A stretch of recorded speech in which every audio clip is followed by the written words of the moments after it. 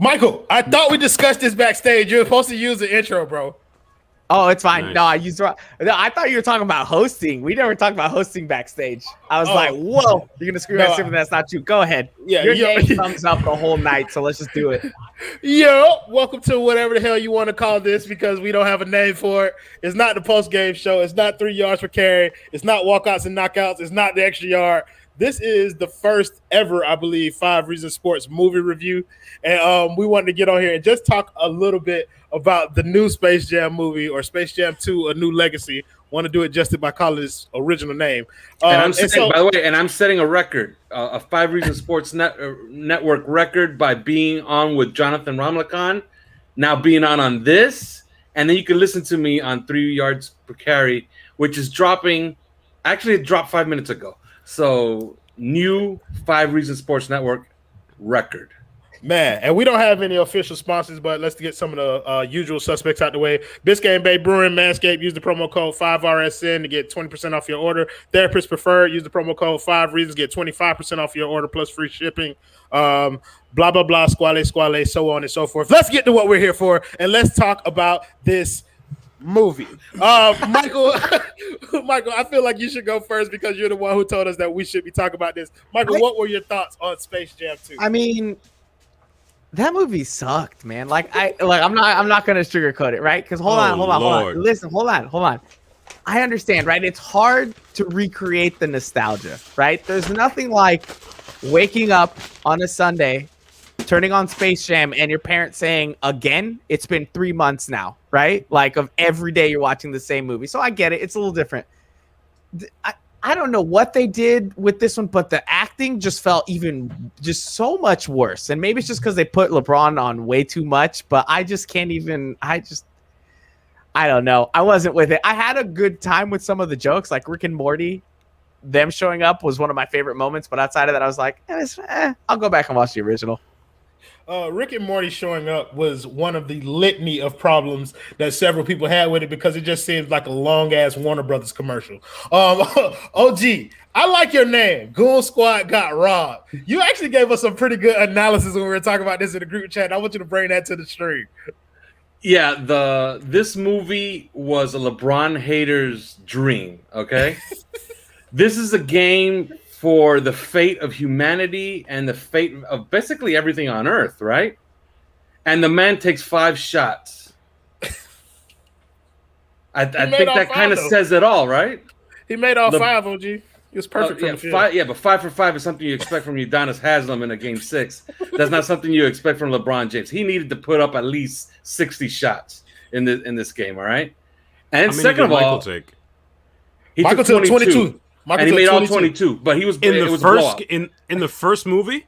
He took 22 shots. 22. He was 22 or 22. I think LeBron James was like 4 or 4 in this movie, 4 or 4 or 5 or 5. But yeah, but those points were worth like 800 points. Those 4 or 5 shots were like 800 points. That's true. Let's talk about the real MVP of the game, though. The boy Wile E. Coyote. I think he scored like 1,000 points in like one sequence, bro, which was unheard of, bro. But I think you also mentioned in the group chat that Bugs Bunny traveled on that last 3. Absolutely. When he glitched up, if you see him, you can watch the video, okay? You could go to the tape if you don't believe me, all right? When he glitches up, he has a foot on the ground, which means that he's cha-chaing back and forth on his left foot as he's trying to get the shot off. Technically, that's travel. You can't do that. You can't cha-cha off of 1 foot before shooting the ball. So he traveled. It should have been game? In this game. The video game or real basketball? In Space Jam 2, Bugs Bunny on that last shot traveled, bro. He traveled. Bro. It should have been called. So they had to have blown the whistle, and then I guess they got a foul. I guess LeBron would have had to foul. I guess you inbounded to the Diana Taurasi character? Yeah, the snake. Yeah, the snake. You try to get her to the line, right? So then I guess you have Anthony Davis set it wasn't Anthony Davis. It was Goon Squad Anthony Davis. You have him set a screen and then try to get the ball into Diana Taurasi so she could hit 2 free throws. So we should have been with like 2 seconds left. Diana Taurasi shooting 2 free throws up 1. That's the way it should have gone. Goon Squad got robbed. Okay. How do you get robbed in a game that you can literally control? Don Cheadle's character literally took 2 points off the board after what was it? Was that a LeBron shot? Yeah. I mean, he didn't call the travel in a game in which he could have literally controlled from start to finish. A travel would have been a travel in a normal game, but you're talking about a game that was created by LeBron's kid. Yeah, but we can't bring in front office incompetence into this. You know what I mean? Like, you know. That's something you got to take up with the developer of the game. Can I just say that I think Algae Rhythm found me and like shut off my power right as I said that movie was bad, and it was just like gone. That's what you deserve. Holy he doesn't do well with slander. Okay, He takes it very personally. Right. I feel like we got this split pretty evenly. Well, we got the two Space Jam non-believers over here, and we got two guys who are on this side who didn't think it was that bad. So, Jonathan, your title says not too bad. Tell me your thoughts on Space Jam 2. Not too bad, right? Not too bad. It was honestly, I really enjoyed it. I felt like there was a lot of different odes to Little Slice, right? When who was talking about building a team, I think Bugs was like, "Hey, man, this is not the Miami Heat. Like, you can't pull all these stars. Like, you can't go get the Iron Giant, King Kong, and Superman and create the Miami Heat." And I think that was pretty funny. Although it was kind of like a big commercial, this is what Warner Brothers has developed into, right? Warner Brothers owns all these different things. So for them to use all these different aspects of what they have, Game of Thrones, Harry Potter, Justice League, every little thing, I thought that was awesome. I thought it was great how they included everything. I did miss how they didn't steal talent, right? I kind of felt like they should have done something where even if they do it with the same WNBA stars and the same NBA stars, go and steal the talent, right? Instead, these guys. LeBron's been doing that for years. Ask Chris Bosh. Kevin Love, right? Kevin Love. Fair point. Like the what he's left in his wake is ridiculous. He has a graveyard of superstar talent behind him. But go ahead, Jonathan. Yeah, I mean, he is. I guess he should have been the one leading the Goon Squad then at that point, stealing everybody's talent and then making his own team. But yeah, I felt like overall the movie wasn't too bad. I think it was pretty modern. Like I said, I missed them stealing talent, but a lot of decent jokes. And to Michael's point, yeah, you want to play this movie. It might be a better movie, but was I also just 7 years old? You know what I mean? Was I just watching the movie? No. Go rewatch it. It holds up. Because I did. So I watched. I mean, it was completely different, but I watched like the live action Mulan when that came out. Not a good movie. Not a fan. And then I went and watched the animated Mulan immediately after, and it was just that much better. Go watch the original Space Jam. It's just 10 times better now that you've seen this one. I have a theory on that as to why people would side with the first one. The first Space Jam movie had more hoopers in it than basketball players. You think about, like your name suggests, Bill Murray was in that movie, and Bill Murray was a hooper. Brother Ricky J. Mark, we haven't gotten your full thoughts on the movie yet, man, but you seem confused as to what's going on, brother. So go ahead and illuminate us on how you felt about the movie, brother. So for starters, I'm just gonna flat out say I think it was a fantastic movie from start to finish. I think we can easily say that LeBron wasn't that great an actor when you consider that LeBron hasn't acted. I mean, he acted, I think, in Trains. He acted in movie with Amy Schumer. He acted in He was pretty decent in that. He's acted in Game 4. Yeah, he's dedicated his career to He's dedicated his career to playing basketball. I mean, there's that criticism. I don't really. I mean, Space Jam. This was a movie that was marketed towards kids. When most of us saw it for the first time, we were between 4 and 9 years old. I myself was 6 when the movie came out, and I think it's like if I were 6 years old and I watched this movie, I would have thought it was awesome. I would have thought it was amazing. I mean, you got all the characters that Warner Media happens to own that is a part of pop culture. You had the Game of Thrones references, you had the Rick and Morty references, you had LeBron actually acting more than Michael did, if we're being completely honest. Oh, for sure. I'm pretty sure he had more lines because LeBron was willing. LeBron was willing to take on that challenge. 10 minutes into the movie. Here's the thing: I just watching that movie with my little sister just yesterday or the day before. I felt happy watching it. There was a lot of nostalgia. It felt really good watching Bugs Bunny on the quote unquote big screen again. And not only that, you have a Space Jam movie that was centered not around Michael wanting to play basketball again. LeBron made it about his family. I don't know if anybody realized that, but the first movie, And here's the thing: I don't like holding the movies against each other because they're two movies for different generations. When Space Jam dropped in '96, culture was different, the music was different. There's a certain song in the original Space Jam you're probably not playing anymore. Okay, there's several songs in the first one. Well, yeah, though, bro. Like this. But here's the thing: I think it's very easy. I think it's very easy for people to be critical towards this movie because when you consider LeBron James. Especially with the social media being what it is now, it's so easy. He's an easy target. People weren't obviously people were critical towards Michael in those days, but Michael was just coming off a title.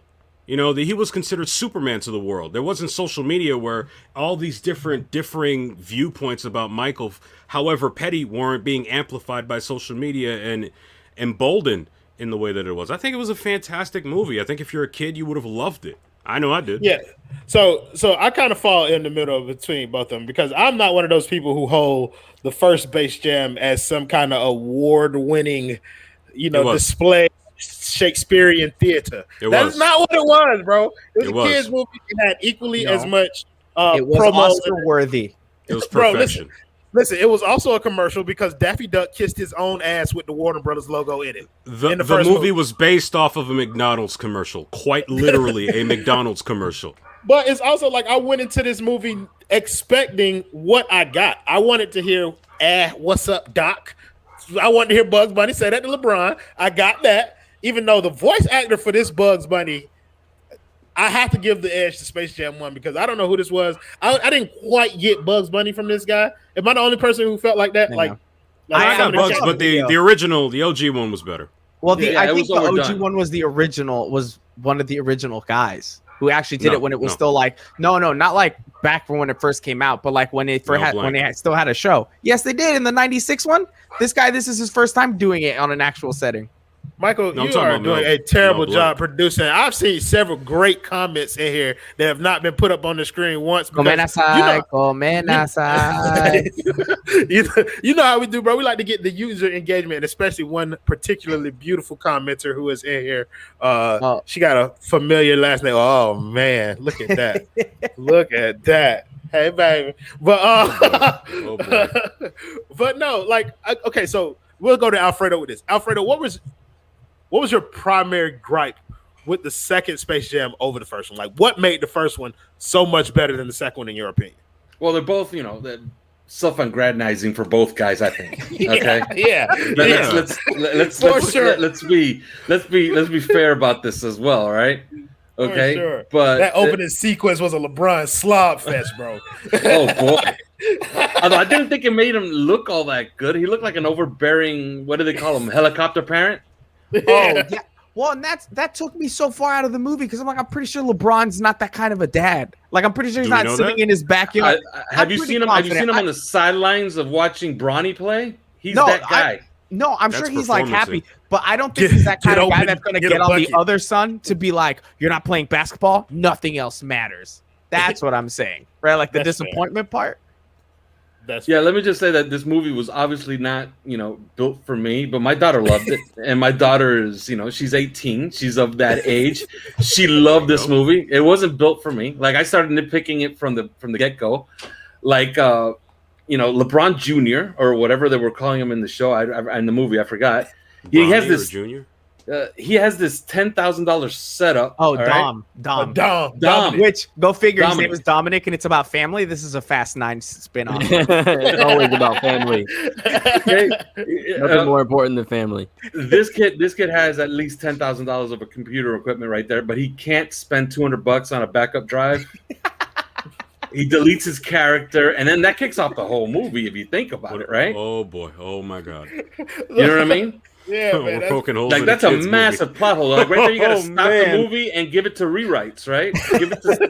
Right there, you got to say, look, we can't release this movie. Let's send it back to Warner Brothers and let's redo this first part. At least let's get this out of there. You know what I mean? You know what? To your point, Alfredo, him turning down the Warner Brothers deal or proposal to use the Warner 3000, that is totally not in LeBron James' Don Cheadle was absolutely right to try to destroy him.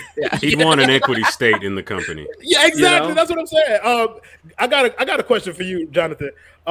Me and Michael were talking about this a little bit. It's like for for the amount of lines and role that they gave his fake family in the movie, wouldn't it have made more sense to use his real family? Yeah, I mean, who doesn't know who Savannah James is, right? Who doesn't know who Bronny is? Like, everybody knows who Bronny is. Like, Bronny's a celebrity. Bronny's going to be playing college basketball in a year. He should have been in this movie. He was busy working on his game during shooting. These people have... Go ahead. What, LeBron wasn't? Are we breaking news here? Oh, actually, he's been out of the playoffs. Nah, LeBron had a whole court. Oh, so I was actually just on the Warner Brothers lot over 4th of July weekend. They showed us the whole parking lot that they completely emptied out to build LeBron a basketball court just so that he could work out while doing the movie. So he was fine. Oddly familiar. Mm-hmm. Go ahead. They definitely should have just used his whole family. Like, we know who his family is. Like you were talking about, his wife was only there to say, "You need to be a father.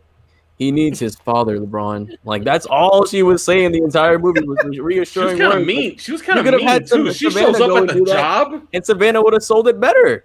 Like, you know. But that being said, I mean, they did a decent job. The kids were okay, right? They filled their role. Maybe you wanted an older brother that looked a little more athletic, but I mean, Bronny looks athletic. He looks just like LeBron, and then the younger one doesn't look quite as athletic, but still has the ball skills as well. They could use the family, man. Like you said, with the amount of lines, why not? I mean, Bron just added like 4 people to SAG because of this movie. If they didn't do anything before, he just put on. I mean, think about it. It's opportunity. Bron's family doesn't need the movies. They're good. They're set. But I've never seen any of those people before this movie. Oh, the mom does the Star Trek show and the Walking Dead. Probably, but I've never seen him. Do you think the Savannah Brinson looks at this and says, "I don't like the way you portrayed me here, LeBron"? Oh, she saw the movie like 3 weeks ago. He goes missing. Think about it. He goes missing, right? She learns about it. She shows up at the job, and she's not worried about him being kidnapped or maybe even, God forbid, dead. She's like, "Where is he?"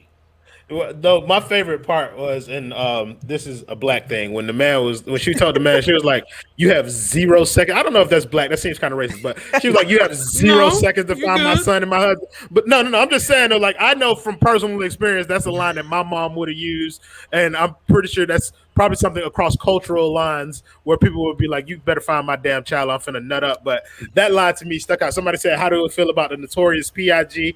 That was what they needed to have to sell commercials. Like, that was a part of the movie right there. That I was not a big fan of the name. You could have did it.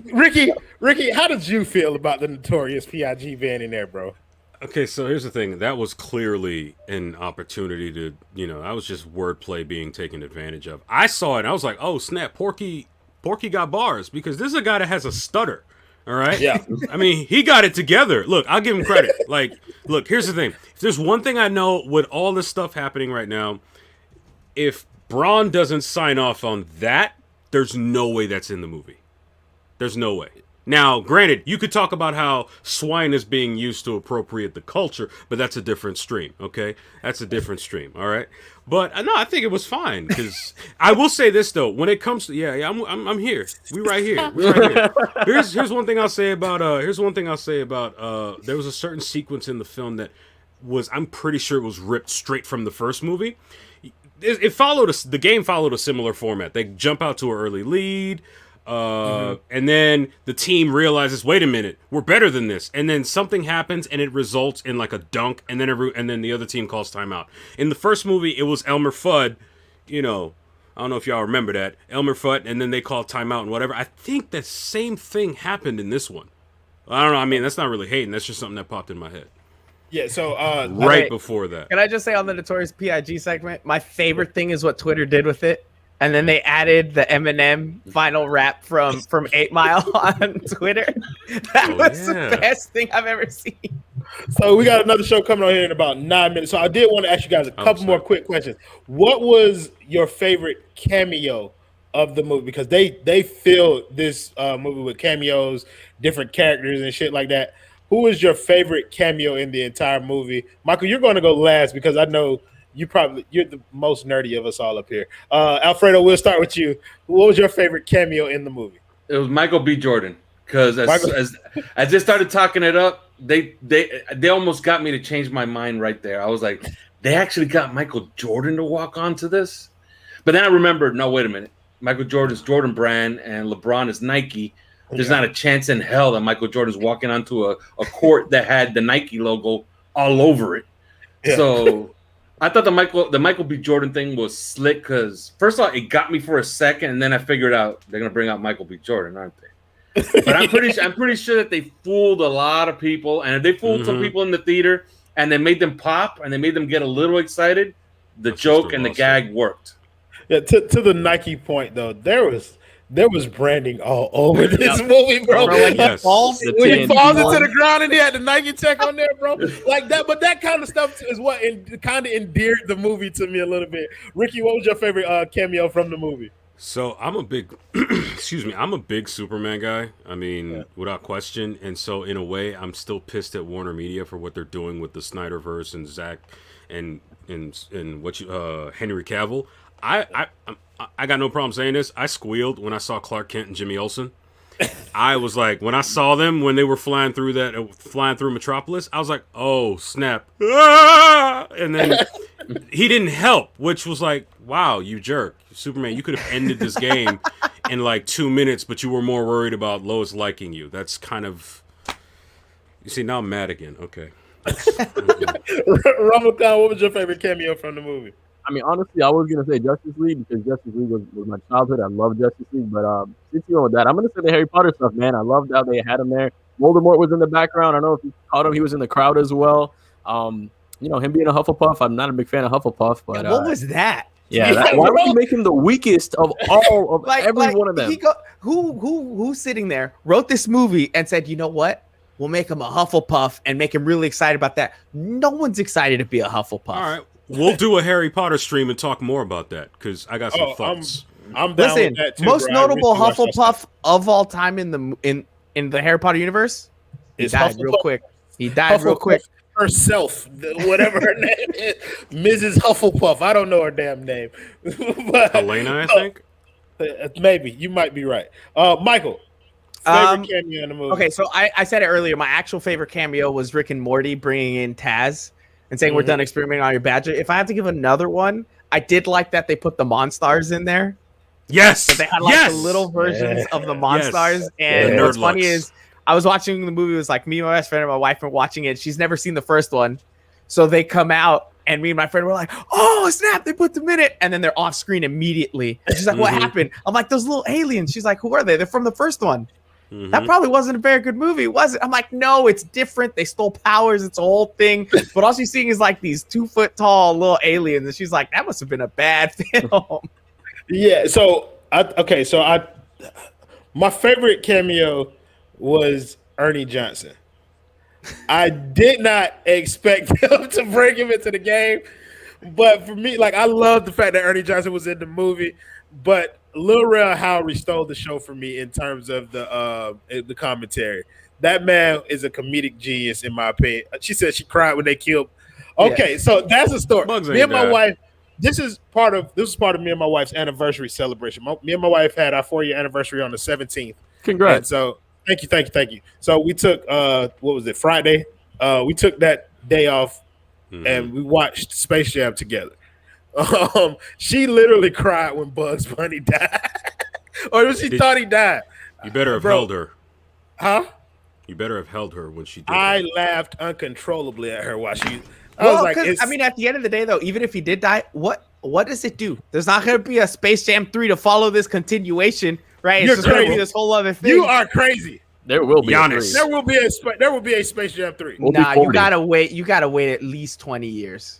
No, they made that mistake once before, but there wasn't another Michael for the longest. It would have been Kobe, but then you 3.